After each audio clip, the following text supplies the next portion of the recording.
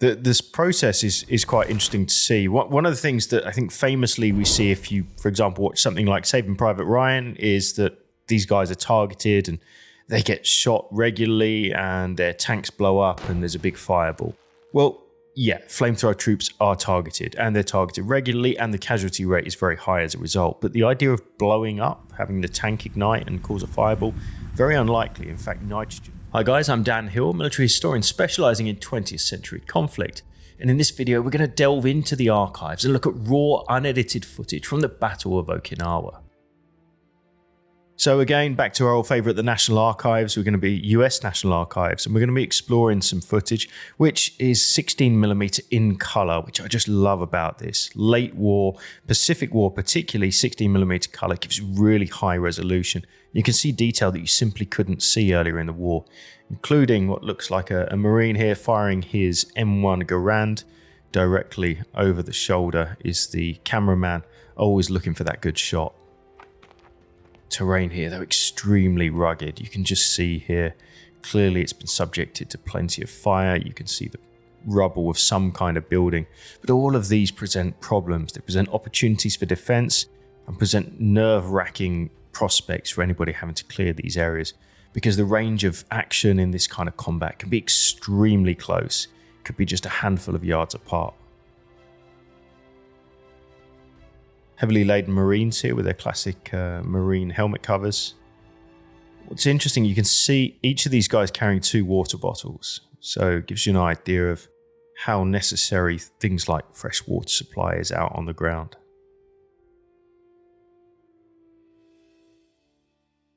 Also get a little idea about the ever-present risk of snipers amongst other things here, but these guys clearly crossing an open patch of scrub, but very deliberately keeping a large gap between them.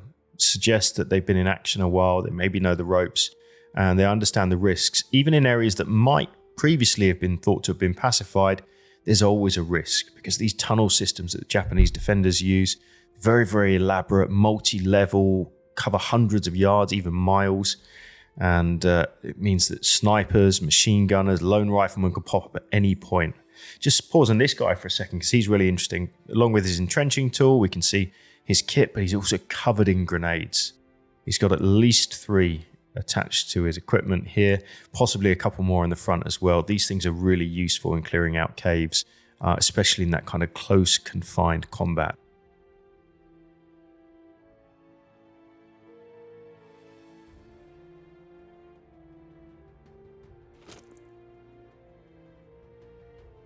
See a Marine ducking, keeping his head down here whilst we've got explosions going off in the lower ground slightly below. Possibly mortars. I think most likely mortars looking at that. Incredibly useful at this kind of range and in these kind of environments to have a high trajectory mortar, particularly if they're in contact by radio.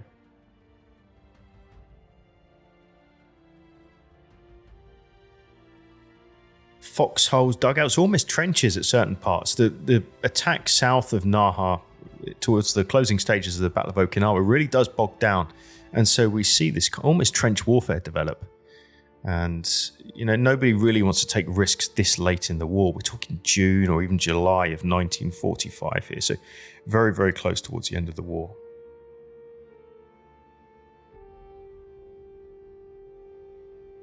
Marine, presumably with the ever-present Wrigley's chewing gum, which was famous throughout the Marines and the US Army generally during the Second World War, and creation of some kind of demolition charge. We might call it today a satchel charge, but looks like composition B with an igniter in it, probably picric acid igniter. Classic clearing of remaining dugouts and bunkers. Probably going to see a big bang in just a second.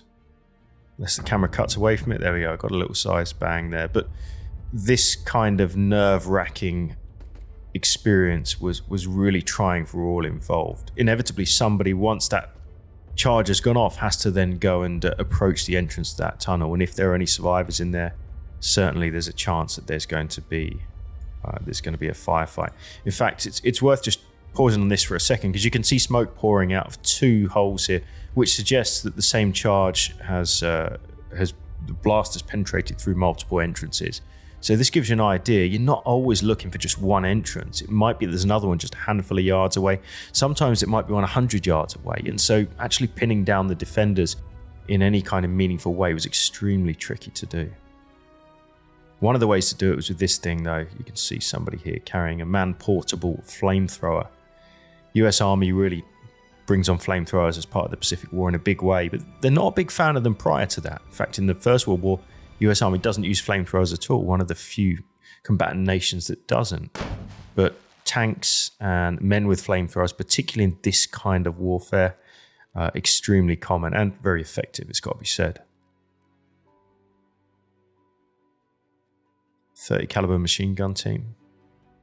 Putting down a fair amount of fire, and an M1 Garand. You just saw his little clip, which had been chucked up in the air thereafter with that distinctive ping after it's ejected the last round. Bandolier, I think, rather than clip. .30 caliber machine gun, and then a Sherman or a medium tank facing side on in the background there.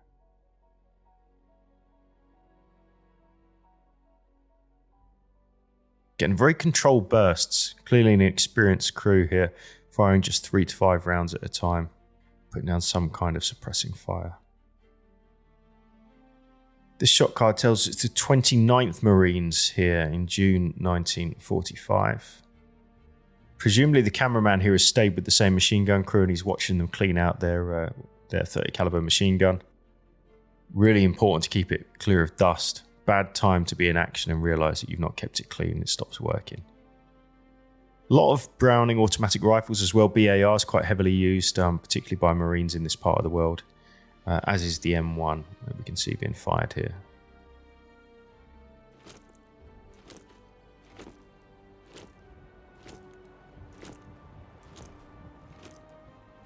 Slow, methodical advance being made through this kind of woodland area. It's interesting, you do get these shots sometimes, you can figure out if they're staged or not. The cameraman's actually ahead of the advancing troops here, which suggests that certainly he's not in the lead. He's not the front guy that's then got his back facing to whatever's coming, but still in a fairly dangerous position. 29th Marine landing on the Oroku Peninsula.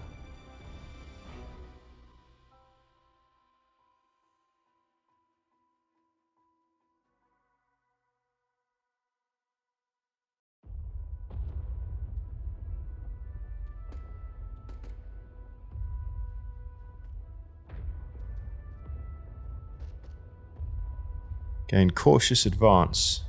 This late in the war, nobody wants to make a silly mistake and get themselves hit at this kind of late stage. But the job still had to be done, and there was a huge amount of very bitter fighting to go on, often with these satchel charges and flamethrowers and very, very close range combat. It looks here like we're witnessing a little bit of that. Inevitably, large numbers of casualties are sustained as well. Here's a flamethrower being fired right here, actually. This process is quite interesting to see. One of the things that I think famously we see if you, for example, watch something like Saving Private Ryan is that these guys are targeted and they get shot regularly and their tanks blow up and there's a big fireball. Well, yeah, flamethrower troops are targeted and they're targeted regularly and the casualty rate is very high as a result. But the idea of blowing up, having the tank ignite and cause a fireball, very unlikely. In fact, nitrogen is used rather than oxygen specifically for that reason. So it's nitrogen that's going to force out the propellant, and almost a lighter kind of an ignition system, an electric one actually, in American kits, is going to be used to ignite that kind of jellied petrol. An excruciating end for anybody involved. But also they're used in a slightly different way, and we'll see, maybe get a little idea of this here. So burning back shrub and bush to deny cover to the enemy is certainly one way to do it.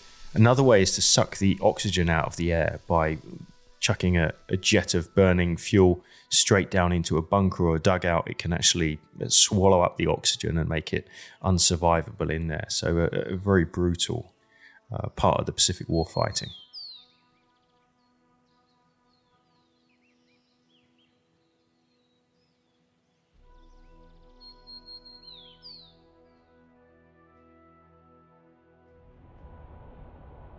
More satchel charges going into bunkers, dugouts, spider holes as they're often referred to, usually with a big bang.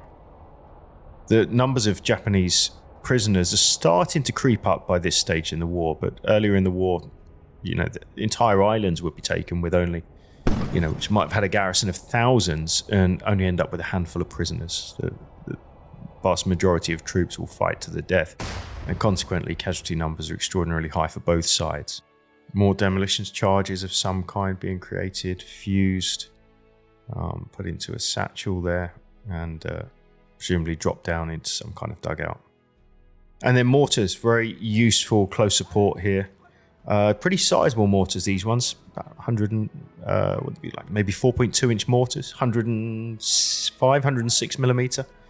These things have got a pretty good range as well. Can fire out to 2 miles, 2.5 miles, something along those lines. So they can put down a serious volume of fire, and they can do it with a very high trajectory as well, which is very useful in undulating terrain or where you've got hillsides where traditional artillery might not be able to reach because it was fired at a fairly flat trajectory. But these, looking at the angle they're at, are aiming to be out almost to maximum range here.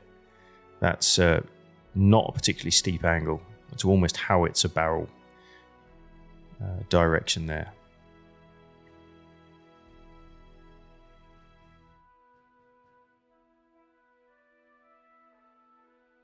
Big shells as well. They're like 10 kilo, 11 kilo shell firing 2.5 miles. It's quite a punch.